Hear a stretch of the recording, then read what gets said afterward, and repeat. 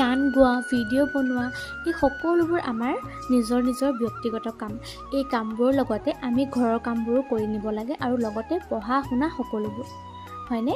মই বৰ্তমান কলেজত পঢ়ি আছোঁ। সকলোৱে কুৱেশ্যন কৰি থাকে যে তুমি কি পঢ়ি আছা, কি কৰি আছা? মই BA পঢ়ি আছোঁ, এবাৰ 3rd চেম।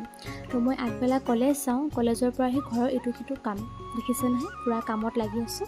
আৰু সকলোৱে সুধি আছিল যে তুমি কাপোৰৰ ভিডিঅ' কিয় দিয়া নাই, কিয় তুমি মেছেজবোৰ ৰিপ্লাই কৰা নাই, কমেণ্টবোৰ ৰিপ্লাই কৰা নাই। আচলতে মই কমেণ্টবোৰ ৰিপ্লাই কৰিবলৈ সময়ে নাপাওঁ, কিয়নো আগবেলা কলেজ গুচি যাওঁ। কলেজৰ পৰা আহি কিছুমান ইটো সিটো নিজা কাম থাকে, তাৰপিছত ঘৰত ইটো সিটো বনোৱা, মাক সহায় কৰা।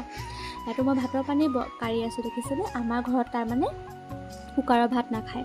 তো এনেকৈ কামবোৰ কৰি আগুৱাই যাব লাগিব। মই তথাপিও আপোনালোকৰ কমেণ্টবোৰ নোচোৱাকৈ নাথাকোঁ, ৰিপ্লাই দিব নোৱাৰিলেও মই কমেণ্টবোৰ চাওঁ। আগতে কেতিয়াও কল্পনা কৰা নাছিলোঁ যে মোবাইলৰ ডাটাটো অন কৰিলে ইমান বেছি